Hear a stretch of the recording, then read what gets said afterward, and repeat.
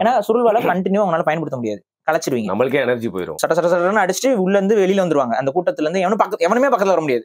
எவன் வந்தாலும் எட்டு விழுந்துரும். அதனால அது எங்க பாயுதுன்னே தெரியாது. நீ துப்பாக்கியை லோட் பண்ற இந்த டைமுக்குள்ள வளர் ஏறி ஆரம்பிச்சாங்கன்னு வைங்களேன், இவங்க லோட்லாம் இல்ல, குறி வச்சு அடிச்சா தெரிஞ்சா போடலாம். டப்பு டப்பு டப்புன்னு அடிச்சானா அது வந்து அடிக்கிற அடியில ஆள் அவுட்டு, மண்டை பொழந்துரும். ஆனா கதாயுதம்ங்கிறது யானையை கொல்வதற்காக பயன்படுத்த ஒரு ஆயுதம். அதை அடிப்பாங்க போட்டு மண்டையில. இந்த மண்டையில அது அடிபட்டு யானையோட அந்த ஸ்கல்லு உடஞ்சிருக்க கூடாதுங்கிறதுக்காகத்தான் யானையோட இதுல அந்த பிளேட் ஒன்று வச்சு ஹெல்மெட் மாதிரி ஒன்று போட்டிருப்பாங்க. ஒரு தேவைக்கும் வந்திருக்கும் ஒரு ஆயுதம் கண்டுபிடிக்கிறதுக்கு. அந்த இன்னோவேஷன் சொல்லுவாங்கல்ல, அது எந்த இடத்துல நம்மளோட தமிழ் கல்ச்சரை ஸ்டாப் ஆயிருச்சு?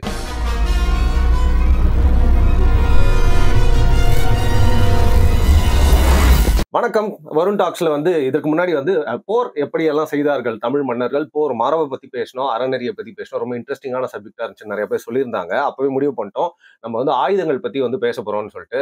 நிறைய பேர் தற்காப்பு கலைகள் பத்தி பேசுங்கன்னு சொல்லியிருந்தாங்க. இப்போ நம்ம ஆயுதங்களை பத்தி பேசிட்டு ஃபியூச்சர்ல தற்காப்பு கலைகள் பத்தி பேசலாம். 2001 ஸ்பேஸ் ஒடிசி அப்படின்னு ஒரு படம் இருக்கும், ஸ்டான்லி குப்ரிக் படம். அதுல வந்து எவல்யூஷன்ல அந்த குரங்குங்களாம் எப்படி வந்து ஃபர்ஸ்ட் சண்டை போட ஆரம்பிச்சுது குரூப்பிசம்ல அப்படின்ற மாதிரி காட்டியிருப்பாங்க. அதுல அதுங்களோட செத்த ஒரு எலும்பையே எடுத்து இன்னொருத்தனை அடிச்சு கொன்றும் ஒரு குரங்கு. அப்போ அதுக்கு ஒரே சந்தோஷமா இருக்கும், ஆயுதத்தை கண்டுபிடிச்சிட்டோம் அப்படின்னு சொல்லிட்டு.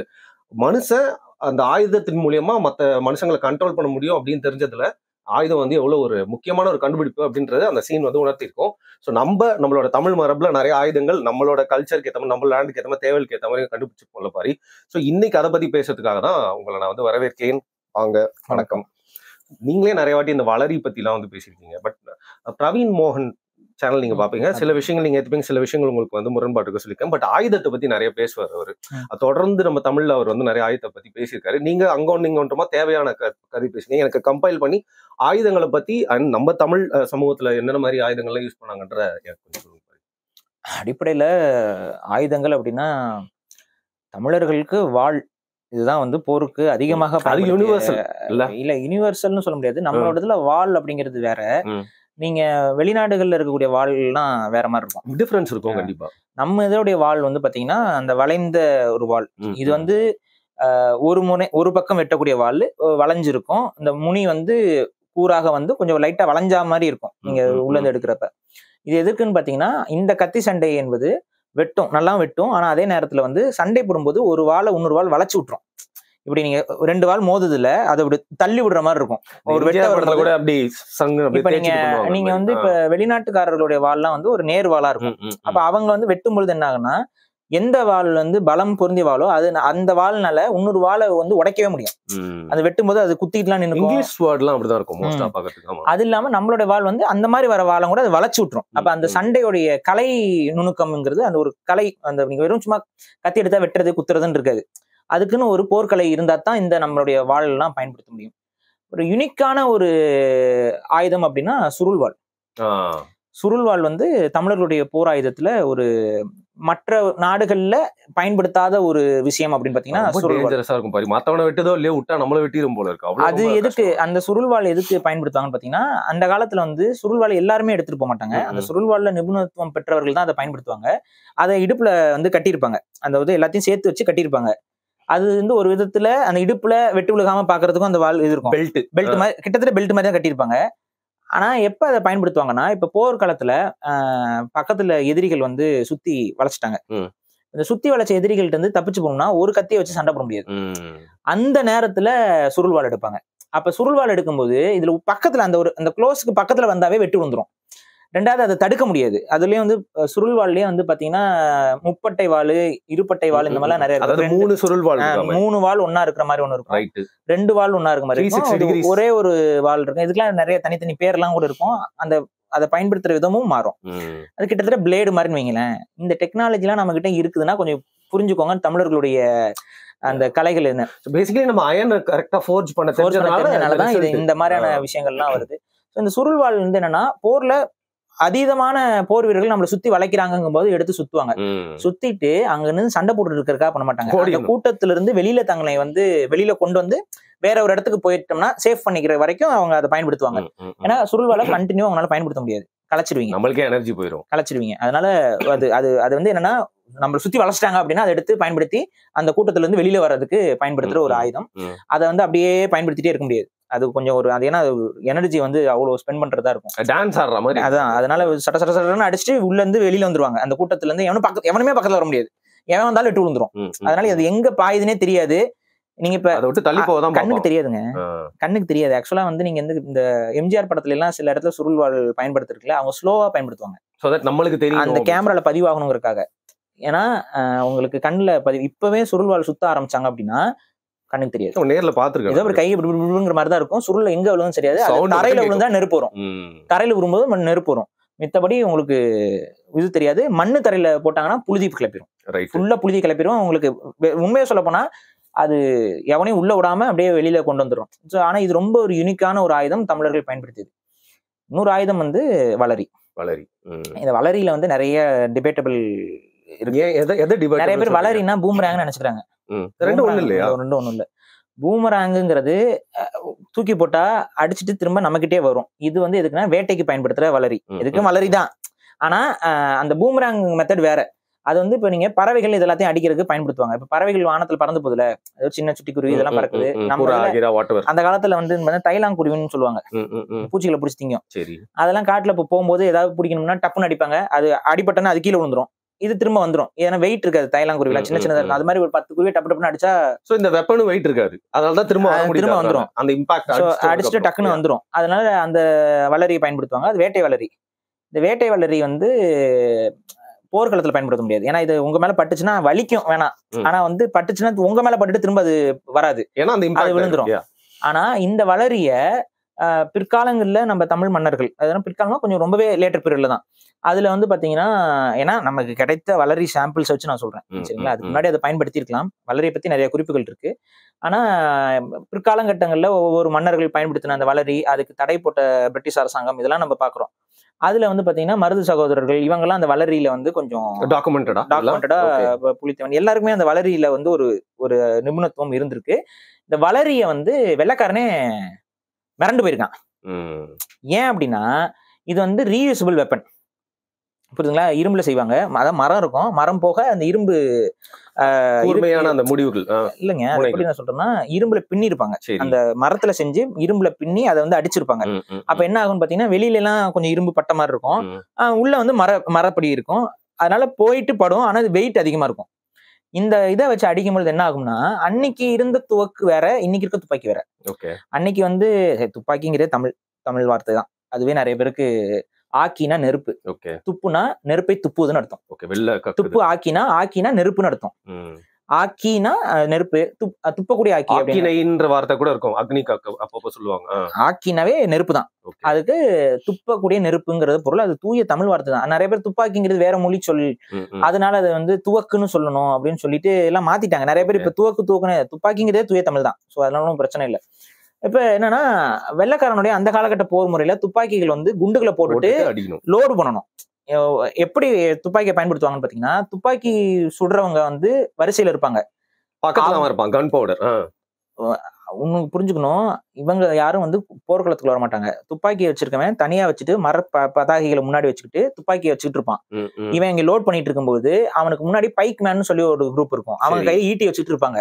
யாராவது பக்கத்துல வந்து அவங்க குத்துவாங்க. அவங்க ஈட்டியும் ஸ்வாடும் இவனை பாதுகாக்கிறான். அவனை பாதுகாப்பான். அவன் நகருவான். அவன் நகர்ந்தானே துப்பாக்கியில சுடுவாங்க. திரும்ப இவன் வந்து பாதுகாப்பான். இவன் லோட் பண்ற வரைக்கும் இது பண்ணுவான். இன்னொரு மெத்தட் இருக்கு. ஒரு செட் ஆஃப் துப்பாக்கி இவங்க லோட் பண்ணும்போது பண்ணுவாங்க. டக்குன்னு அவன் சுட்டுட்டு இவன் ரிவர்ஸ்ல வந்தானே இவன் எடுத்து சுடுவான். சோ இதுதான் பிரிட்டிஷ்காரங்களுடைய அந்த போர் முறையில அவங்க கையாளுற டைம்ல ஈஸ்ட் இந்தியா கம்பெனி நம்ம சண்டை போடுற காலகட்டத்துல அப்படிதான் இருந்துச்சு. அப்ப இந்த துப்பாக்கி வந்து நம்மளால ஈஸியா அடிக்க முடியும். புரியுதுங்களா? எப்ப அடிக்கணும் டைம். இதுல மத்த வெப்பன்ஸ் வெற்றி கண்டதோ இல்லையோ வளரி வந்து பெரிய சக்சஸ் எஃபெக்டிவ். ஏன்னா நீ துப்பாக்கியை லோட் பண்ற இந்த டைமுக்குள்ள வளரி ஏறி ஆரம்பிச்சாங்கன்னு வைங்களேன், இவங்க லோட்லாம் இல்ல குறி வச்சு அடிச்சா தெரிஞ்சா போடலாம். டப்பு டப்பு டப்புன்னு அடிச்சானா அது வந்து அடிக்கிற அடியில ஆல் அவுட், மண்டை பொழந்துரும். அவ்வளவு இது இருக்கா? மண்டை பொழந்துரும். பட்டுச்சுன்னா மண்டை அவ்வளவு பொழந்துரும். நீங்க வந்து இரும்பு கவசம் எல்லாம் போட்டிருப்பாங்க. இரும்பு கவசம் எல்லாம் போட்டா இரும்பு கவசமே ஒடுங்கிரும். அந்த அளவுக்கு தான் அடி விழுகும். ஆனா அது வந்து திரும்ப வராது. நீங்க என்ன பண்ணுவாங்கன்னா குதிரையில வருவாங்க, வளரி எடுத்துக்குவாங்க, அடிப்பாங்க. அடிச்ச உடனே பக்கத்திலே வந்து திரும்ப எடுத்துருவாங்க. திரும்ப எடுத்து திரும்ப அடிப்பாங்க. ரெண்டா ஒரு வளரி மட்டும் வச்சிருக்க மாட்டாங்க. ஒரு 10-15 வளரியை வந்து சைட்ல வச்சிருப்பாங்க. டக்கு டக்குன்னு அந்த குதிரையிலேயே மாட்டிருப்பாங்க. அப்படியே எடுத்து எடுத்துட்டு அடிப்பாங்க. அப்ப கையில கத்தியும் இருக்கும். வளரி எடுத்து வீசிட்டு அதுக்கப்புறம் இங்க பக்கத்துல இருக்கவங்க கத்தியில சண்டை போடுறது, இன்னொருத்தி எவனா கண்ணில் பட்டானா சாப்பிடா அப்படின்னு அடிக்கிறது. ஸோ இந்த போர் முறையில வந்து பிளஸ் இது எனிமியாலையும் யூஸ் பண்ண முடியாது, ஏன்னா புது ஆயுதம் அவனுக்கு வந்து அதுக்கு பழக்கப்படணும், அந்த பழக்கம் அவனுக்கு கிடையாது. வளரியை தயாரிக்கிறவங்களை எல்லாம் போட்டு கொள்ள ஆரம்பிச்சான். யாரெல்லாம் வளரி ஏன்னா வளரி வந்து சாதாரணமா செஞ்சிட முடியாதுல்ல, வெறும் மரத்தை வெட்டி எல்லாம் பண்ணிட முடியாது. அதுக்குன்னு ஒரு அளவு இருக்கு, அதுக்குன்னு ஒரு ஒரு இது கரெக்டா அந்த வெயிட் இருக்கணும், கரெக்டா அதுக்கு மேல போடுற மெட்டலோட அளவு ஒன்று இருக்கணும். அதை செய்யறதுக்குன்னே உண்டான ஆர்டிஸ்ட் இருந்திருப்பாங்க. அவங்களை எல்லாம் வந்து கொன்னான் போலீஸ், இவங்க பிரிட்டிஷ்காரங்க. எப்படியாவது கொன்னு அந்த வளரி வந்து ஃபேமஸா பரவிடக்கூடாதுன்ட்டு அதுல இருந்து. ஸோ இதெல்லாம் தான் வந்து கொஞ்சம் நம்ம தனித்துவமான வெப்பன்ஸ் அப்படின்னு சொல்லும் பொழுது சொல்லலாம். ஓகே. சங்க காலகட்டத்துல சில முறைகள்லாம் இருந்துச்சு. அதுல வந்து பாத்தீங்கன்னா ஒரு வரலாற்றுல நம்ம பார்க்கும்போது அதெல்லாம் நமக்கு என்னன்னு தெரியல, ஆனா இழந்துட்டோம். அந்த இடத்துல நம்ம இழந்துட்டோம். அகுதை அப்படின்னு சொல்லி ஒரு அரசன், அது அரசன் கிடையாது, அது பாண்டிய மன்னனுடைய ஒரு தளபதி அகுதை. அந்த அகுதையை பத்தி புகழும்போது சங்ககால பாடல்கள்லாம் என்ன சொல்லுதுன்னு பாத்தீங்கன்னா, அவங்கிட்ட ஒரு சக்கர ஆயுதம் இருந்தது அப்படின்னு. சக்கரம் போன்ற ஒரு ஆயுதத்தை வச்சிருந்திருக்கான். அந்த சக்கர ஆயுதத்தை அவன் மட்டும் தான் பயன்படுத்த முடியுமா? ஏன் அது என்னன்னு தெரியல, சம் டெக்னிக்கால வெப்பனா, அது என்னன்னு தெரியல. அந்த டெக்னிக் அவனுக்கு மட்டும் தான் தெரிஞ்சிருக்கு போல. அந்த சக்கர ஆயுதத்துல அவனை யாருமே வெற்றி கொள்ள முடியாது. ஆனா அவனையும் வந்து எவ்விங்கிற ஒரு அரசன் வந்து, அது எவ்வி யாருன்னா பாரியோடைய மாமனார். ஓகே, வேல்பாரியோட சொல்லுங்க. நீங்க இந்த வார்த்தை யூஸ் பண்ணும்போது பாரி அப்படின்றவனாலே டக்குன்னு கன்ஃபியூஸ் ஆயிர போறாங்க. இது என்ன பாரி? வேலிர் பாரி, அந்த பாரியோடைய மாமனாரு அவர்தான் அவனை வந்து வீழ்த்துறாரு. அப்ப அந்த அந்த சக்கராயுதத்தை பத்தி எல்லாம் தகவல் வருது, அது என்னன்னே நமக்கு தெரியல இன்னும். சோ இந்த மாதிரி ஒரு சில நம்மளால ஒவ்வொருத்தரும் ஒவ்வொன்னும் சொல்லுவாங்க, டிஃபைன் பண்ண முடியாத மாதிரியான விஷயம். அதுக்கப்புறம் இன்னொரு ஆயுதம் இருக்கு, அது வந்து பாத்தீங்கன்னா கணிச்சி அப்படின்னு சொல்லி ஒரு ஆயுதம். இது சங்க காலத்திலேயே இது பண்ணுது, இது வேற எதுவுமே கிடையாது, பேட்டில் ஆக்ஸ், கோடாரி.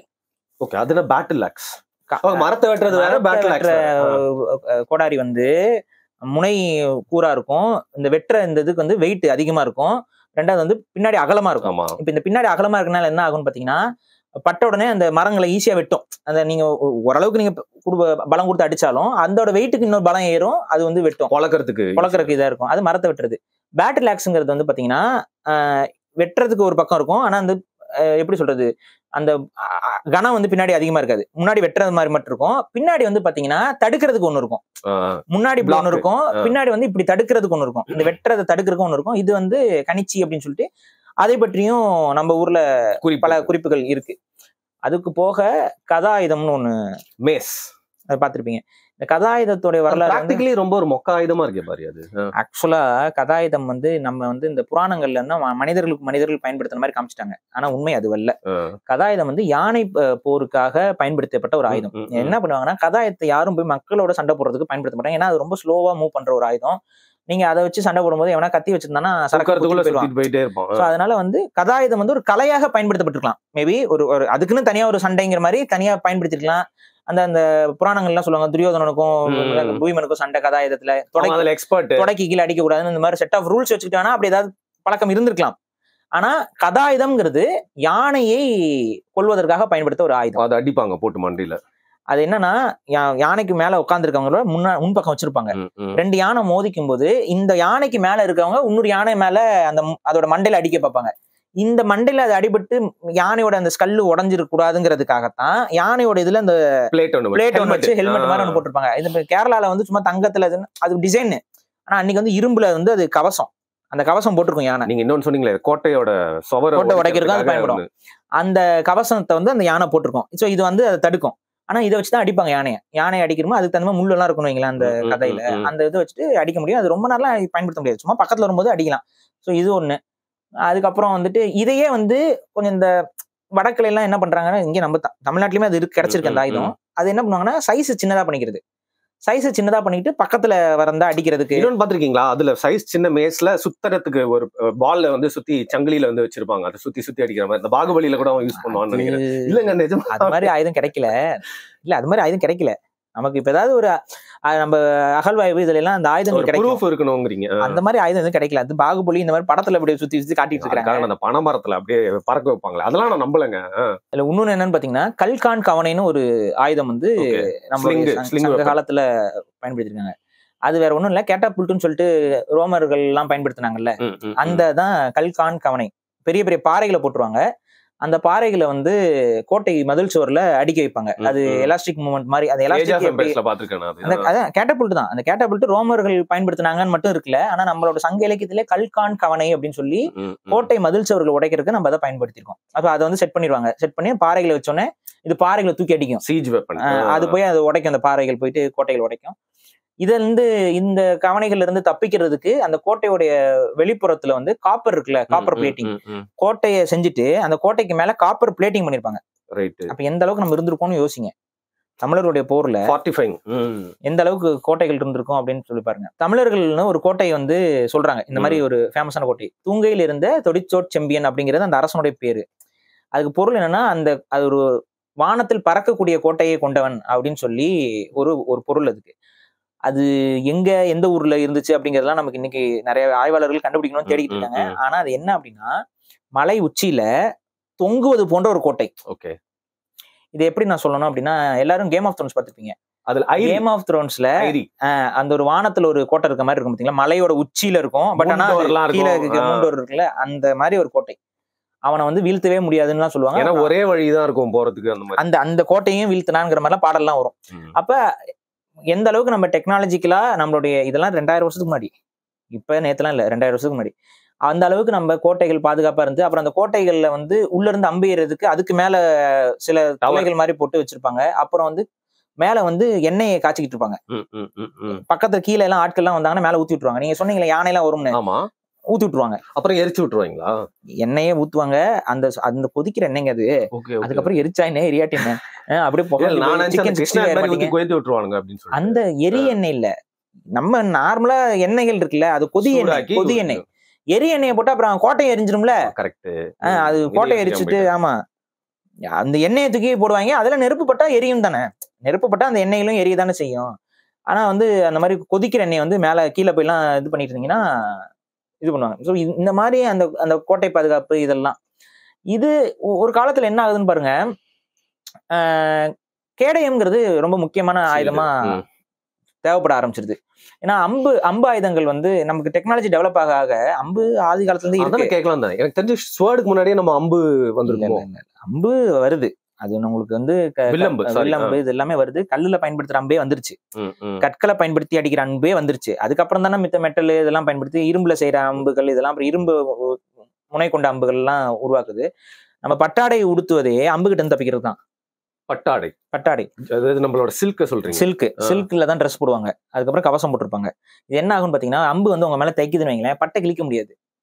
எப்படி அது? பட்டு ஆடை இருக்குல்லைங்க, நல்ல பட்டு இருக்குல்ல, நீங்க வந்து அதை பிக்க முடியாது. நீங்க அம்பு போட்டு குத்துனீங்கன்னா பட்டோட மடங்கிட்டு அம்பு உள்ள போயிடும்.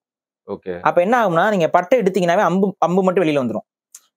அந்த மெட்டீரியல் அந்த மாதிரி கிளியாது. இப்ப பட்டு வந்து டக்குன்னு ஒரு அம்பு பட்டுச்சுன்னா கிளியாது. அந்த ஒரு பட்டு புடவை வந்து உங்க அம்மா வந்து உங்களை தொடப்பு கட்டையால அடிப்பாங்க. ஏன்டா கஷ்டப்பட்டு வாங்கின பட்டு புடவடா, எங்க அம்மாவோட புடவை பயன்படுத்த போறேன்னு எப்படிங்க? சரி, காதலியோட புடவை. அப்புறம் நான் கேட்க மாட்டேன், அவங்க கேட்பாங்களா கேட்க மாட்டாங்களா? காய போட்டுருப்பாங்கல்லங்க. இப்படியே சொல்லி ஏதோ ஊரை ஏமாத்துகிறார் தோழர்களே, நம்ப முடியவில்லை. ஆயுதத்தை பத்தி பேசிட்டு இருக்கோம். ஆமா, சரி, சாரி. இப்ப என்னன்னாங்க, இந்த பட்டாடை வந்து அதுக்காக உடுத்துவாங்க. பட்டாடைக்கு மேல நான் ஒரு கோட் ஒன்று படிச்சேன் இதுக்கு முன்னாடி. நம்மளுக்கு ரொம்ப பிடிச்ச ஒரு பெண்ணையே வந்து நம்மளுக்கு எதிரான ஆயுதமா பயன்படுத்திடலாமா, அந்த ஆயுதத்துக்கு நிகரான எந்த ஆயுதமே வந்து அவ்வளவு டேஞ்சரஸ் இல்ல. ஒரு கவிதையில படிச்ச மாதிரி. ஏதாவது ஒண்ணு சொல்லுங்க. சொன்னோன்னே எனக்கு டக்குன்னு சைடுல சொல்லுங்க. அப்புறம் வந்து யூத ஏஜென்ட்னு அவன் எவனா ஒருத்தன் சொல்லிட்டு இருப்பான், பேசாம இருக்கணும் நீங்க. அப்ப வந்து என்னன்னா, இன்னொன்னு என்னன்னா, நம்மளுடைய கவசம் இருக்கு பாத்தீங்களா, ஆர்மர்லயுமே என்ன நம்ம பண்ணிருப்பாங்கன்னா, இரும்புலயே வலைப்பின்னல் இருக்கும். கொசுவலை மாதிரி இரும்பையே போட்டிருப்பாங்க. அந்த மாதிரி கொசுவலையில போட்டு ஆடை இருக்கும். அந்த ஆடையை போட்டுருப்பாங்க. அதுக்கு முன்னாடி பட்டு போட்டிருப்பாங்க. பட்டுக்கு மேல இந்த ஆடை போட்டுருவாங்க. இப்ப எப்படி தொலைக்கும்? Summer resistance. அது இந்த மாதிரியான ஆயுதங்கள் இதெல்லாம் பயன்படுத்தியிருக்காங்க. இதெல்லாம் எப்ப குறைய ஆரம்பிச்சதுன்னு பாத்தீங்கன்னா, துப்பாக்கி வந்ததுக்கு அப்புறம் தான். துப்பாக்கிகள் வந்ததுக்கு அப்புறம் இந்த குண்டுகள் வரும்பொழுது இதுனால அது ரெசிஸ்ட் பண்ண முடியல. ஏன்னா துப்பாக்கி குண்டு பட்டுச்சுன்னா இதுகளோட சேர்த்துக்கிட்டே தான் அது பிச்சுக்கிட்டு போகும். அப்ப வந்து அவங்களுக்கு என்னன்னா, நம்ம அரசர்களுக்கு எல்லாமே மூவ்மெண்ட் வந்து வேகமா இருக்கணும்னு துப்பாக்கி அடிக்கிறதுக்கு முன்னாடி வேகமா பாஞ்சு போகணும். இதெல்லாம் மாட்டிக்கிட்டு வேகமா ஓட முடியாது. நீங்க ஒரு வீடியோல சாமுராய்க்கும் நீஞ்சாக்கும் உள்ள வித்தியாசம் சொல்லிருப்பீங்க. சாமுராய்கள் எல்லாம் அவ்வளவு சீக்கிரம் மூவ் பண்ண முடியாது. ஆமா, மெதுவா தான் நடந்து போவாங்க, மெதுவா தான் அவங்களால நகர முடியும். நின்று சண்டை போடுற ஆளுங்க அவங்க. நீங்க துப்பாக்கி எல்லாம் சொல்லும்போது குட்டிக்க நடிக்கணும், தவ்வணும், ஓடணும். அப்ப என்ன பண்றாங்கன்னா அந்த காலகட்டத்துலதான் நம்ம மன்னர்கள் எல்லாமே அந்த துப்பாக்கி உள்ள வந்து போர்க்களத்துக்குள்ள இஸ்லாமிய படையெடுப்புகளும் பீரங்கிகளும் அந்த நெருப்பு ஆயுதங்கள் உள்ள வரும் பொழுதுதான் இந்த ஆடைகள்லாம் குறைய ஆரம்பிக்குது. அப்ப வேகம் வந்து அதிகமா நமக்கு தேவைப்படுது. அப்பதான் அந்த வேகத்துக்காக நம்ம வேற வழி இல்லாம கவசங்கள் இது எல்லாத்தையும் அதிகமா போட்டுக்க முடியல. அப்ப அதுக்கான கலைகள்ல கவனம் அதிகமா செலுத்திட்டாங்க. கலைகள் இதை ஓவர் கம் பண்றதுக்கு வேகமா சண்டை போடுறது எப்படி, தாவி போய் சண்டை போடுறது எப்படி அப்படிங்கிற மாதிரி அந்த உடம்புல இருக்க ஆடைகளை குறைச்சு சண்டை போடுற டெக்னிக்கை வந்து இன்க்ரீஸ் பண்றாங்க. இதெல்லாம் பார்த்துட்டு தான் இந்த கலரி இந்த மாதிரியான மார்ஷியல் ஆர்ட்ஸ் இது எல்லாத்துக்குமே வெள்ளைக்காரன் வந்து சிலம்ப கலையே வந்து தடை செஞ்சுட்டாங்க. இல்ல நீங்க வந்து யாரும் கத்துக்க. பிரேசில்ல வந்து அவங்க ஏன் தெரியுமா டிஃப்ரெண்டா விளையாடுறாங்க. அவங்க ஒரு சங்காவோ ஏதோ ஒரு இதுங்க இந்த மூத்தாய் மாதிரி ஒண்ணு இது. அங்க போயிட்டு ஸ்பானியர்ஸ் என்ன பண்றாங்க, நம்மள இதை வச்சுதான் அடிக்கிறாங்கன்னு சொல்லிட்டு அதையே தடை பண்றாங்க. திருட்டுத்தனமா கத்துக்கிட்டு தான் பீலே வந்து ஒரு நம்ம ஊர்ல அதுதான், நம்ம ஊர்லயுமே அதுதான். நம்ம ஊர்ல வந்து கலரி அடிமுறை இது எல்லாத்தையுமே தடை செஞ்சுட்டாங்க. யாரும் கத்துக் கொடுக்க கூடாது, கத்துக் கொடுக்குறவங்க எல்லாம் கைது பண்ணி இது பண்ணி இதெல்லாம் பண்ணிட்டாங்க. அப்ப என்ன ஆகுதுன்னா தெரிஞ்சா கூட தெரியாதுன்றுவாங்க. எனக்கு அதெல்லாம் தெரியாதுப்பா, நான் சாதாரண ஆள் அப்படின்னு சொல்லிட்டு அது அந்த கலைகள் வந்து திருட்டுத்தனமாகவே தான் அடுத்த ஒரு 100 வருஷத்துக்கு கடத்தப்பட்டுச்சு. தெரியாதுன்னு சொன்னா எப்படி கிளாஸ் ஓப்பனா எடுக்க முடியும்? ஓப்பனா எடுக்க முடியாது. தனிமையில யாருக்கும் தெரியாம, அரசாங்கத்துக்கு தெரியாம காடுகளுக்குள்ளேயும் இதுக்குள்ளேயும் அப்படியும் கத்துக்கிட்டு அந்த கலை இன்னைக்கு வரைக்கும் இருக்குன்னு நீங்க யோசிக்கணும். இருக்கா? இருக்கு இன்னைக்கு வரைக்கும் இருக்கு. நாடார்கள்லாம் பண்றாங்க. இல்ல இந்த ஹனுமான் கைண்டுன்னு ஒருத்தனோட பாட்டு வந்து பாத்துருப்பீங்க.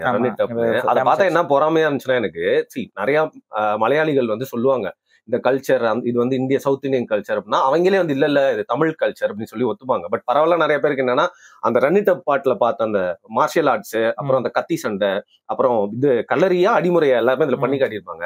இன்னைக்கு குளோபல் லெவல்ல அவன் வந்து அந்த பாட்டை எடுத்துட்டு போயிட்டான். சரியா? அது வந்து ஸ்பாட்டிஃபை லிஸ்ட்ல பில் போர்ட்ல எல்லாம் இருக்கு. ஆனா அவங்களுக்கு பார்த்தா அவங்களுக்குலாம் எப்படி தெரியும்னா இது மலையாளிஸோட கல்ச்சர்னு. ஆனா நமக்கு தான் தெரியும் அது எங்க இருந்து வந்ததுன்னு. நம்மளோட அடையாளமா அது இல்லாம போயிருச்சு. இல்ல அப்படிலாம் கிடையாதுங்க. இன்னைக்கு வரைக்கும் இருக்கு. நீங்க அதை எடுத்து பெருமைப்படுத்துற விதமா என்னது பண்றீங்க? இங்க தமிழக இதுலயும் எங்கெல்லாம் வந்து கராத்தே கிளாஸ் தான் நடக்குது. நீங்க கலரி எல்லாத்தையும் கொண்டு சொல்லி கொடுக்கறதுக்கு ஏதாவது பண்றீங்களா, முயற்சி எடுக்கிறீங்களா? பாரு இன்னைக்கு ஆனா நீங்க கத்துக்கணும்னா கேரளாக்கு தான் போயிட்டு அதை கத்துக்க வேண்டியதா இருக்கு. பிபிசில டாக்குமெண்ட் எடுத்தாலும் கேரளாக்கு தான். ஏன் காரணம்னா கேரளா காட்டுப்பகுதி. அந்த காட்டு பகுதிகளில் தான் அவங்களால ஈஸியா அதை சொல்லிக் கொடுக்க முடியுது. வெள்ளக்காரனோட ராணுவம் எல்லாம் உள்ள அதிகமா காட்டுக்குள்ள எல்லாம் வராது, போக முடியாது. காடு இல்ல, எங்கேயாவது நீங்க நடத்திட்டு இருந்தீங்கனாலும் தெரியாது யாருக்கும். ஆனா இங்க நம்ம தமிழ்நாடு மாதிரியான பகுதியெல்லாம் ஓப்பன் ஏரியா, ஊருக்கு போனா இந்த ஊர்ல இருக்குன்னு சொல்லிடுவாங்க. இங்க பெரிய அளவுக்கு தடை இருந்துச்சு. அந்த தடையை மீறியும் கத்துக்கிட்டு தமிழர்களும் இருக்கிறாங்க. இன்னும் இன்னைக்கு வரைக்கும் அந்த வகுப்புகள் நடத்திட்டு இருக்கவங்களும் இருக்காங்க. சிலம்பம் தப்பிச்சிருச்சு. சிலம்பம் மட்டும் எப்படியோ வந்து இவங்க நல்லா எல்லாருமே கத்துக்கிற ஒரு கட்டாயம் வந்தனால அப்படியே கத்துக்கிட்டு போயிட்டாங்க. கலரி எல்லாம் வந்து டெடிகேட்டடா கத்துக்கணும்ல, அது வந்து அப்படியே கொஞ்சமா இரிட்டேட் போயிடுச்சு. நீங்க சிலம்பம் சொன்னீங்க, அது ரொம்ப யுனிவர்சல் இல்ல பாரி. அது எல்லா கல்ச்சர்லயும் சிலம்பம் அப்படின்றது இருக்கு இல்ல? ஏன்னா குச்சி அப்படின்றது வந்து எல்லா கல்ச்சர்லயும் இல்ல. அது முருகனால உருவாக்கப்பட்ட கலை தான். தண்டாயுதபாணின்னு அவருக்கு அதான் வருது. முருகனால தான் அந்த கலை உருவாக்கப்பட்டிருக்கணும். அது வந்து ஒரு அமைதி மார்க்க கலை. அது ஏன் அமைதி மார்க்க கலைனா உயிரை கொல்லாம ஒரு தடுப்பு, இது பேட்மேன் மாதிரி ஒரு தற்காப்பு. அது உயிர் கொள்ளாது. உயிர் கொள்ளாதுன்னா அது கொல்ல முடியாதுன்னு கிடையாது. அந்த இதை வந்து நீங்க சிலம்பமே அது அப்படிதான் இருக்கும். அடுத்தவரை கொள்வதை விட அது நம்ம தற்காத்து கொள்வதற்கான ஒரு கலை அது. சோ நீங்க சுருள்வாளோ இல்ல கத்தியோ சுத்தனா நம்மளுக்கு கீறிரும். பட் கொம்புன்றப்போ அடிச்சுட்டு ஓடுறா அப்படின்ற மாதிரி. ஆமா, வந்து நீ வந்து நான் ஒன்றும் பண்ண முடியாது. ஆனா அதே முறையில நான் ஒன்னும் கொல்ல நான் விரும்பல. அதனால அந்த மாதிரி ஒரு ஆயுதம். ஓகே, இப்போ நீங்க அந்த ஸ்கில் எல்லாமே எப்படி போயிடுச்சு மாடர்ன் டைம்ஸ்ல சொன்னீங்க. ஸோ அந்த ஒரு தேவைக்கும் வந்திருக்கும் ஒரு ஆயுதம் கண்டுபிடிக்கிறதுக்கு அந்த இன்னோவேஷன் சொல்லுவாங்கல்ல, அது எந்த இடத்துல நம்மளோட தமிழ் கல்ச்சரை ஸ்டாப் ஆயிடுச்சு? லைக் அது தேவைப்படல அப்படின்ற மாதிரியோ இல்ல அவங்க வந்து அடக்கிட்டாங்க அப்படிங்கிற மாதிரி. துப்பாக்கின்னு நீங்க சொன்னீங்க இல்லையா, அந்த மாதிரி நம்மளோட இன்னோவேஷன் ஏதோ ஒரு இடத்துல வந்து ஸ்டாப் ஆயிடுச்சான்னு கேட்குறேன். துப்பாக்கி எல்லாம் உருவான கதைகள் எல்லாமே நம்ம யோசிச்சு பார்த்தா அதுவே கொஞ்சம் வினோதமா தான் இருக்கு. அது ஏன் துப்பாக்கி எல்லாம் நம்ம வந்து கண்டுபிடிக்காம விட்டுட்டோமா, என்ன நடந்துச்சு ஒன்னும் புரியல. ஏன்னா நம்ம சைட்ல இருந்து ஏன்னா 1000 வருஷத்துக்கு முன்னாடியே கன் பவுடருக்கான மெட்டீரியல்ஸ் வந்து இங்க இருந்து அனுப்பியிருக்கான் சீனாக்கு. 1000 வருஷத்துக்கு முன்னாடி கன் பவுடரை, பேட்டரியே இங்க இருந்திருக்கு, பேட்டரி எல்லாம் இருந்திருக்கு. கன் பவுடர் அனுப்புறான்னா அவனுக்கு வெடிபொருள் வெடிமருந்து சீனாக்கு அனுப்புறான். சீனாக்காரங்கிட்ட துப்பாக்கி மாதிரி இல்ல, அவனுக்கிட்ட ஒரு மாதிரி ஒரு பறக்கக்கூடிய ராக்கெட் எந்திரம், ராக்கெட் மாதிரி ஒண்ணு பறந்து போய் வெடிக்கும். இன்னொன்னு திப்பு சுல்தான் வந்து ஒரு ராக்கெட் டெக்னாலஜி வச்சிருந்தா. அதே திப்பு சுல்தானோட டெக்னாலஜியை வேலுநாச்சியார் பயன்படுத்தினாங்கிற குறிப்புகளும் இருக்கு திப்பு சுல்தான் காலகட்டத்தில். அப்ப நம்ம கிட்ட டெக்னாலஜி இல்ல அப்படிங்கிற அந்த ஒரு கதை வந்து ஏதோ ஒரு நம்ம கிட்ட எதுவும் இல்லாம நம்ம தோத்துட்டோங்கிற மாதிரியான ஒரு தோற்றத்தை உருவாக்குதோன்னு தான் தோணுது. ஏன்னா வணிகத்துல சிறந்ததா இருந்திருக்கும், கண்டிப்பா வேற ஒருத்தர் ஊர்ல துப்பாக்கி பீரங்கி எல்லாம் இருக்குன்னா அதை நம்மளும் வாங்கி வச்சிருப்போம். அது வாங்கி வைக்காம இருக்க வாய்ப்பு இல்லை. அதே போல நம்ம அரசர்கள், நீங்க பிற்கால அரசர்கள் எடுத்துக்கிட்டீங்கன்னா அவங்களும் துப்பாக்கி படையெல்லாம் வச்சிருந்திருக்காங்க. வேலுநாச்சியார்கிட்ட எல்லாம் துப்பாக்கி படையெல்லாம் இருந்திருக்கு, மருதுவர்கள்ட்ட துப்பாக்கி படையெல்லாம் இருந்திருக்கு. வெள்ளைக்கார அளவுக்கு இல்ல, நம்ம கிட்ட ஆனா அது இருந்திருக்கு. ஆனா இதனால நம்ம தோத்துட்டோமா அப்படிங்கிற அந்த ஒரு, இப்ப நீங்க உங்களுக்கு ஒரு இவங்க சொல்ற கதை என்னன்னா, துப்பாக்கியோட வந்தான் நம்மளால ஜெயிக்க முடியல அப்படிங்கிற கதை சொல்லப்படுதுல, அது உண்மையா நமக்கு தெரியல. அப்படிதான் டக்குன்னு எல்லாருமே நம்பிட்டு இருக்காங்க பெரும்பாலும். துப்பாக்கியோட வந்தா நம்ம வீரம் செல்லாம போயிடுச்சு அப்படின்னா அப்படி இல்ல. ஏன்னா வெள்ளைக்காரன் துப்பாக்கியோட மட்டும் வரல. ஏன்னா துப்பாக்கி வந்து நிறைய அதுல அந்த துப்பாக்கி படையை வந்து ஈஸியா வீழ்த்த முடியும் போரால.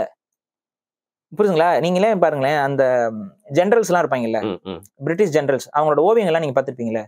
அவன் துப்பாக்கியோட இருக்கிற ஓவியம் அதிகமா இருக்குமா, குதிரையில வாளோட இருக்க ஓவியம் அதிகமா? குதிரை வாள் தான் ஜெனரல்ஸ். குதிரைப்படை வந்து பிரிட்டிஷ்காரன் அதிகமா தான் வச்சிருந்தான். அவன் குதிரைப்படையிலையும் வந்து அவனும் தான் கத்தி சண்டை போட்டுட்டு தான் இருந்திருக்கான். துப்பாக்கியும் வச்சிருப்பான், ஆனா குதிரைப்படையிலையும் தான் வந்துட்டு இருந்தான். அப்ப இங்க என்ன ஒரு நம்ம கிட்ட ஒரு பொய்மை சொல்லப்படுறதான் நான் உணர்றேன். இது வந்து துப்பாக்கினால நம்ம தோத்துட்டோம், பீரங்கினால நம்ம தோத்துட்டோங்கிறது வந்து பொய். இது வேற ஏதோ தான் நடந்திருக்குது. சரி, இப்போ தமிழ்நாடு அப்படின்னு எடுத்துக்கிட்டீங்கன்னா, ஆயுதம் எடுத்துக்கிட்டீங்கன்னா, நம்ம தமிழ் சினிமாலே எடுத்துக்கோங்களேன், டக்குன்னு அது அருவாவை தூக்கிட்டு ஓடி வருவான்டான்னு சொல்லிட்டு. ஸோ பல கல்ச்சர்ல அது இருந்திருக்கான்னு தெரியல. பட் நம்ம சவுத் இந்தியாவில் இருக்கக்கூடிய அந்த ஒரு வெட்டு ஆயுதம் அப்படின்னா அந்த அருவா வந்துருது.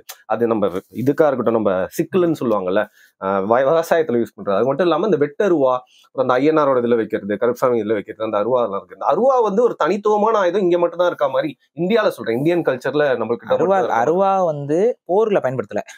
புரியுதுங்களா? ஏன்னா நீங்க அரசர்களுடைய இந்த கோட்டைகள் இதுல எல்லாம் பார்க்கும்போது அருவாள் அதிகமா கிடைக்கல. நம்ம வழிபாட்டு தலங்கள்ல அருவாள் வந்து நம்ம முக்கியமான ஸ்தலமா சொருகி வச்சிருக்கோம். அதை நான் எப்படி பாக்குறேன்னா, அது ஒரு உழைப்பாளர்களின் ஆயுதமா பாக்குறேன். அதான் கம்யூனிஸ்ட் கொடியில வந்திருக்கோம் அந்த மாதிரி.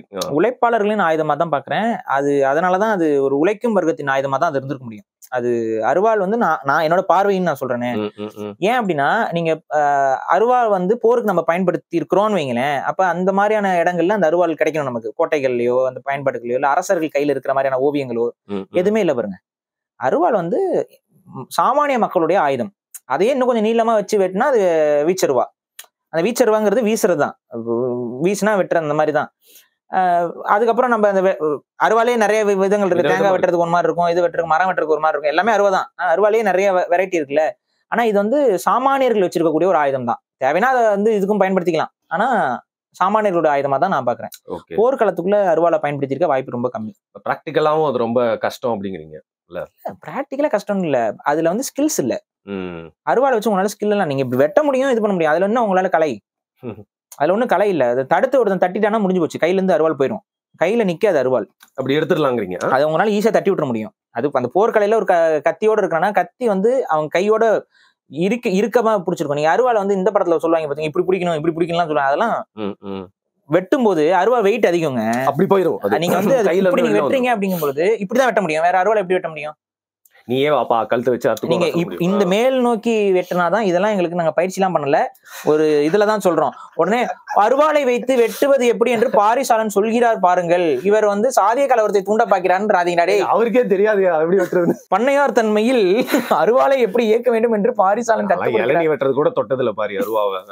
எங்க வீட்லயே நல்லா வெட்ட விட மாட்டாங்க. நான் இந்த தேங்காய் வெட்டுறதுக்கு ஏதாவது ஒரு டைம் 2 டைம் போட்டு வெட்டினா கூட நமக்கு பழக்கம் இல்ல. அப்பாதான் சர்ச்சை பண்ணுவாப்புல, நமக்கு பழக்கம் இல்ல.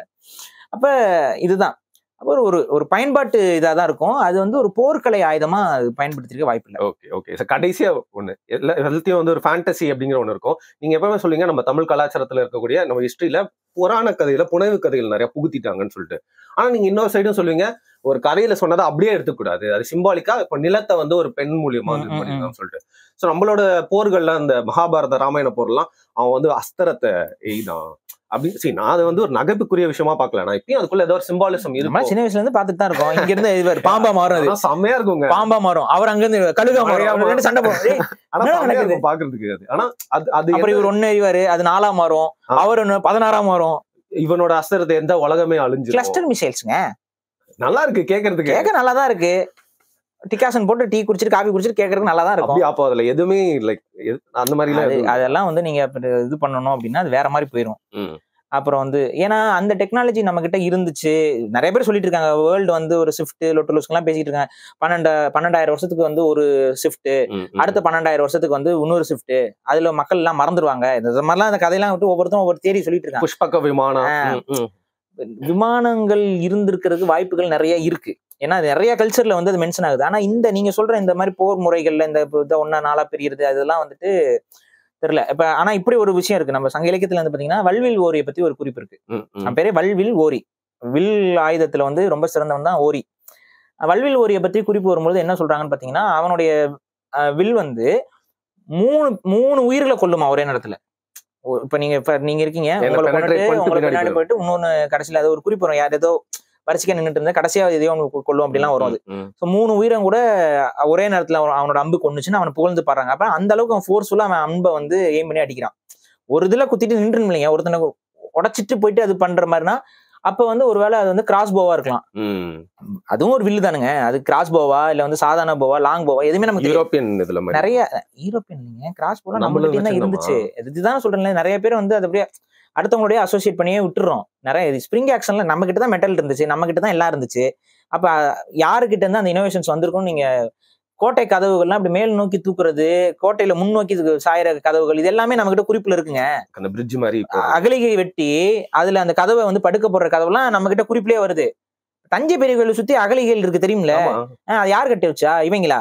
அது சோழர்கள் காலகட்டத்திலே கட்டப்பட்டது தானே. அப்ப அந்த இடத்துல எப்படி பிரிட்ஜ் போட்டிருப்பாங்க? அந்த டெக்னாலஜி இருக்கு. அப்ப ஸ்ப்ரிங் ஆக்ஷன் இருந்திருக்குல்ல அவங்க கிட்ட. ஸோ இது என்னன்னா நம்ம வந்து எல்லாத்தையுமே வந்து அன்றைய காலகட்டத்துல நம்ம கிட்ட இருந்த நிறையாத்தையும் இழந்துட்டோம். அது இழந்துட்டு இன்னைக்கு அது இருந்துச்சுங்கிறத உறுதிப்படுத்துறதுக்கு ஆதாரங்களை அங்கங்க தேடி அலையிறோம். புரியுதுங்களா? நம்ம கிட்ட எல்லாமே இருந்திருக்கு. ஒரு சில எடுத்துக்காட்டுக்கு நான் சொல்றேன் பாருங்களேன். இப்ப ரோமர்கள் தான் முதலில் செருப்பு போட்டவர்கள். செருப்பு வந்து அதுக்கு முன்னாடி இல்ல அப்படிங்கிற மாதிரிலாம் சொல்லிட்டு இருப்பாங்க. ரோமானிய படைகள் தான் அவங்களோட படைகளுக்கு தான் போட்டு விட்டாங்கன்னு. ஆனா நீங்க தமிழகத்துடைய எந்த கோயிலுக்கு வேணாலும் பாருங்க, அங்க எந்த ஒரு வீரனை பாத்தீங்கன்னா காலில் வந்து பூட்ஸ் போட்டுப்பாங்க. அந்த இதுல இருக்கும், சிற்பத்துல செப்பல் இருக்கும். ஆனா நம்ம இப்ப ஒரு சாமானியரை கூப்பிட்டு செப்பல் யாருங்க கண்டுபிடிச்சான்னு சொன்னா என்ன சொல்லுவாங்க? இங்கிலீஷ்காரங்க அப்படின்னு போயிருவான். அதே போல பேண்ட் சட்டை எல்லாம் இருக்குல்ல, பேண்ட் இருக்குல்ல, இந்த இது எல்லாமே போருக்கு பயன்படுத்தி இருக்காங்க. பேண்ட் போட்ட சிலைகள்லாம் உங்களால பார்க்க முடியும். அந்த மாதிரி உடை இது ஏன்னா போருக்கு பயன்படும் போது அந்த மாதிரியான உடைகள் வந்து அந்த மாதிரியான கவச உடைகள் அதெல்லாம் அது ரெகுலர் யூஸ்க்கு பண்ண மாட்டாங்க. அந்த கவசம் அந்த போர் காலகட்டத்தில் பயன்படுத்துற உடைகள் தான் இவங்க வெள்ளைக்காரங்க எப்பவுமே அதை பயன்படுத்திட்டு இருந்தாங்க. அப்ப அந்த மாதிரியான நிறைய விஷயங்கள் வந்து இன்னும் நம்ம வந்து தெரிஞ்சுக்க வேண்டியது இருக்கு. அதனால நம்ம கிட்ட எதுவும் இல்லைங்கிற உளவியலை விட்டுட்டு நம்ம கிட்ட இருந்ததை என்னென்னு தேடி கண்டுபிடிக்கணுங்கிற நான். சரி, நீங்க வேற நடுவில் ஆயுதத்தை வந்து நம்ம தான் பயன்படுத்த சொல்லி தொடர்ன்ற வேற பயம். இப்ப அது சிவாஜி ராஜாலாம் சொல்றாங்க, அதாவது இவர் சத்ரபதி மகாராஷ்டிரா சத்ரபதி சிவாஜி வச்சிருப்பாருன்னு. சத்ரபதி சிவாஜி வர அந்த வரலாறு படிக்கும்போது வந்து புலி நகங்களால் அவரை கொன்றார் அப்படின்லாம் போட்டிருக்கோம். இந்த புலி நகங்களால் கொன்றாருன்னா நம்ம ஆட்கள் வந்து என்ன நினைச்சிட்டாங்கன்னா ஏதோ புலியோட நகத்தெல்லாம் பறிச்சுட்டு வந்து வச்சு அதை ஏதோ வச்சு ஒரு கொன்னாரு போல அப்படின்னு. ஆக்சுவலா வந்து டைகர் கிளாங்கிறது ஒரு வெப்பன். அவங்க ஊர்ல கையில போட்டுருப்பாங்க. அவங்க வந்து இப்படி கையில வந்து இப்படி விரிஞ்ச மாதிரி இருக்க முடியும், ஒரு கம்பியில அப்படி கையில பிடிச்சிருப்பாங்க. கம்பி எக்ஸ்ட்ரா இருக்கும், அது டைகர் கிளா. ஒருத்தனை கொன்னு அந்த டைகர் கிளால வெட்டி ஒரு வீழ்த்திருக்காருங்கிறத வரலாறு. நக்கல் இது மாதிரி வச்சு அது அவங்க ஊர்ல, நம்ம ஊர்ல இல்ல, அது அவங்க ஊருடைய ஆயுதமா அந்த காலகட்டத்துல பயன்படுத்தப்பட்டிருக்கு. இந்த மாதிரி ஒவ்வொருத்தரும் அந்தந்த காலகட்டத்துல ஆயுதங்கள் மாறிக்கிட்டே இருக்குன்னு வைங்களேன். நமக்கு அது சிலது புரியாது. டைகர் கிளானா ஒருவேளை புளியை கொண்டு இது பண்ணி வச்சிருக்காரோ அப்படின்னு நினைச்சுட்டாங்க. ஆனா இல்ல அவங்க மராட்டியர்கள் அந்த போர்ல அந்த மாதிரி ஒரு கிளா பயன்படுத்தினாங்க. புலியுடைய நகம் போன்ற தோற்றத்துல இருக்கக்கூடிய ஒரு ஆயுதம் அது. இந்த மாதிரி நிறைய விஷயங்கள் இருக்குன்னு வைங்களேன். எல்லாத்த பத்தியும் தெரிஞ்சுக்கணும். சரி, அது வெப்பன்ஸ் இஸ் இன்ட்ரெஸ்டிங் சப்ஜெக்ட், அதனால தான் நான் வந்து கேட்டேன். எனக்கு இப்போ இந்த உலக மியூசியங்களுக்கு எல்லாம் போகும்போதோ இல்ல வேற ஏதாவது வட இந்தியாவுக்கோ இல்ல எங்க மியூசியத்துக்கு போனாலுமே இந்த இதை பார்ப்போம். ரைட். ஒரே சீன்ல வந்து 3 ஆயுதங்களையும் காட்டினது வந்து தல அஜித் தான். தீனா படத்துல வந்து பாத்தீங்கன்னா நக்கல் டஸ்டர், அப்புறம் வந்து பெல்ட்ல இருந்து செயின், அதுக்கப்புறம் ஜோக்ஸ் அபார்ட் எடுக்கும் போது சறுக்கண்டே. ரைட், வெரி இன்ட்ரெஸ்டிங் எபிசோட் பாருங்க. நம்ம தொடர்ந்து இந்த ஒரு ரூட்லயே நிறைய விஷயங்கள் தெரிஞ்சுக்கலாம். மிக்க நன்றி உங்களோட இன்ஃபர்மேஷன்.